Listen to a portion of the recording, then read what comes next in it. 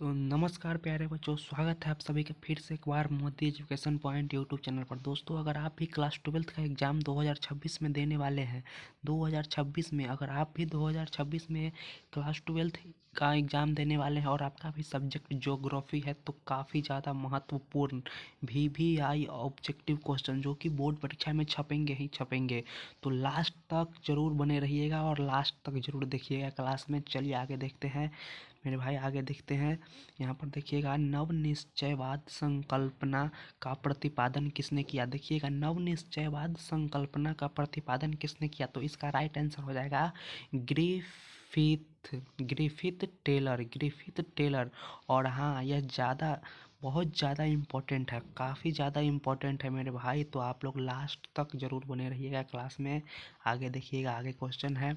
यहाँ पर क्वेश्चन है, निम्नलिखित में से कौन मानव भूगोल का उपागम नहीं है। देखिएगा, यहाँ पर निम्नलिखित में से कौन सा मानव भूगोल का उपागमन नहीं है, तो यहाँ पर आपका मात्रात्मक क्रांति हो जाएगा। मात्रात्मक क्रांति यानी कि ऑप्शन डी आपका सही हो जाएगा। और हाँ दोस्त, चैनल पर नए हो तो एक बार सब्सक्राइब जरूर कर लेना मेरे भाई, सब्सक्राइब जरूर कर लीजिएगा क्योंकि चैनल अभी नया है, तो आप लोग थोड़ा सपोर्ट करिए, ठीक है।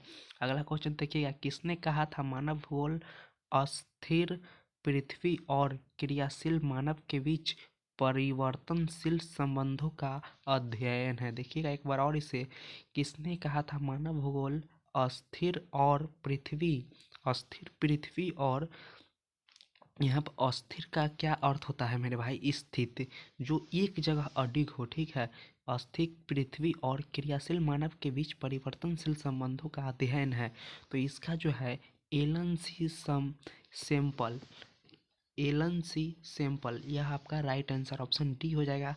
और अगला क्वेश्चन देखिएगा, यहाँ पर अगला क्वेश्चन है, सैन्य भूगोल मानव भूगोल के किस क्षेत्र का उपक्षेत्र है।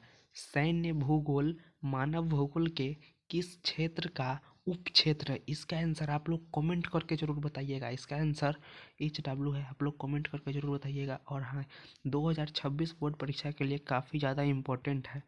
अगला क्वेश्चन देखिएगा, यहाँ पर 2026 के लिए है, निम्नलिखित में से कौन क्षेत्र सघन जनसंख्या वाला है। कौन सा क्षेत्र जो है सघन जनसंख्या वाला है, तो यहाँ पर देखिएगा ऑप्शन है, भूमध्य रेखा प्रदेश, ध्रुवीय प्रदेश, मरुस्थलीय प्रदेश, दक्षिण पूर्व एशिया। तो आपका राइट आंसर ऑप्शन डी हो जाएगा, दक्षिण पूर्व एशिया ऑप्शन डी आपका सही हो जाएगा। अगला क्वेश्चन देखिएगा, यहाँ पर है, निम्न में कौन जन स्थानांतरण का प्रतिकर्ष कारक नहीं है। यहाँ पर निम्नलिखित में से कौन जन स्थानांतरण का प्रतिकर्ष कारक नहीं है, तो यहाँ पर शैक्षणिक सुविधाएं जो है वह आपका राइट आंसर हो जाएगा, ऑप्शन ए आपका सही हो जाएगा, ठीक है। अगला क्वेश्चन देखिएगा, यहाँ पर अगला क्वेश्चन है, जनसंख्या वृद्धि दर सर्वाधिक है, तो जनसंख्या वृद्धि दर सर्वाधिक कहाँ पर है, तो यह आपका अफ्रीका में है। कहाँ पर है, अफ्रीका में। अफ्रीका क्या है, महाद्वीप है। बहुत ज़्यादा इम्पोर्टेंट है, VVI ऑब्जेक्टिव क्वेश्चन 2026 में यह छपेगा मेरे भाई, स्क्रीनशॉट ले लीजिएगा।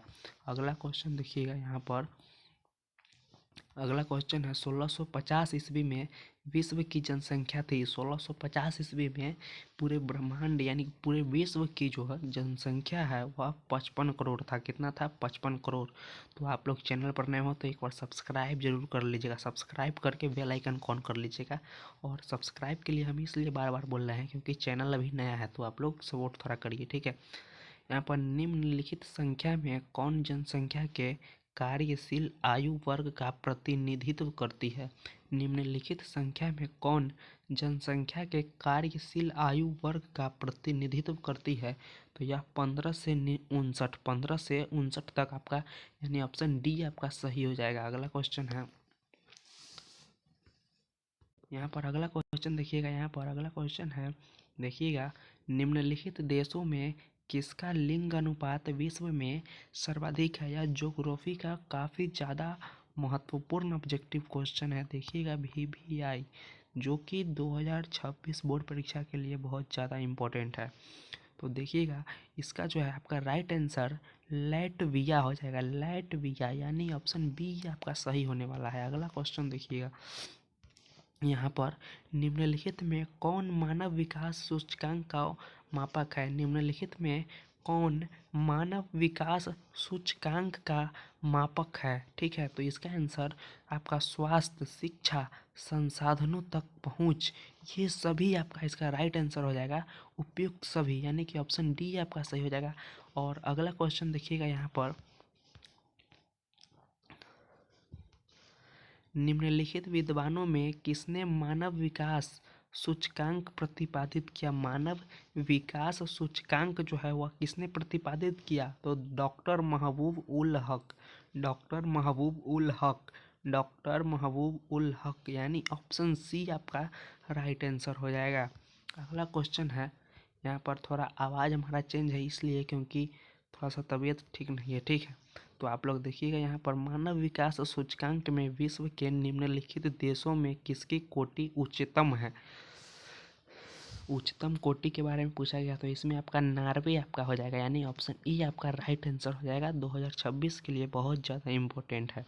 ठीक है, अगला क्वेश्चन देखिएगा यहाँ पर, फूलों की कृषि, फूलों की कृषि क्या कहलाती है? तो फूलों की कृषि जो है वह पुष्प पुष्पोत्पादन, फूलों की कृषि क्या कहलाती है? पुष्पोत्पादन। और अगर धान की खेती के बारे में पूछे, आपका गेहूं की खेती के बारे में, गेहूं तो बुआई हो जाएगा, और आपका अगर गन्ने की खेती के बारे में, तो वह सब जो है रोपण कृषि हो जाएगा। जो कि वृक्ष हम लोग लगाते हैं वह सब रोपण में आ जाएगा। लेकिन यहाँ पर आपका ऑप्शन डी आपका सही होने वाला है। अगला क्वेश्चन देखिएगा। और हाँ दोस्त, कल सुबह हिस्ट्री का क्लास आएगा, तो आप लोग चैनल को सब्सक्राइब जरूर कर लीजिएगा। और कल सुबह हिस्ट्री का आपका बहुत ज़्यादा इम्पोर्टेंट क्लास है। ठीक है, सहकारी कृषि अधिक सफल रही, सहकारी कृषि जो है वह अधिक सफल रही डेनमार्क में। कहाँ पर? डेनमार्क में, डेनमार्क में। अगला क्वेश्चन देखिएगा, यहाँ पर है, निम्नलिखित में से कौन रोपण फसल है? तो रोपण फसल में आपका यहाँ पर रबर हो जाएगा। रोपण फसल कौन है? रबर, यानी कि ऑप्शन ए आपका सही है। और दोस्तों, यह ज़्यादा इम्पोर्टेंट है, तो आप लोग इसे याद हर हाल में कर लीजिएगा। 2026 बोर्ड परीक्षा के लिए आपका बहुत ज़्यादा इम्पोर्टेंट है। अगला क्वेश्चन है, निम्नलिखित में किसे कर्तन दहन कृषि भी कहते थे?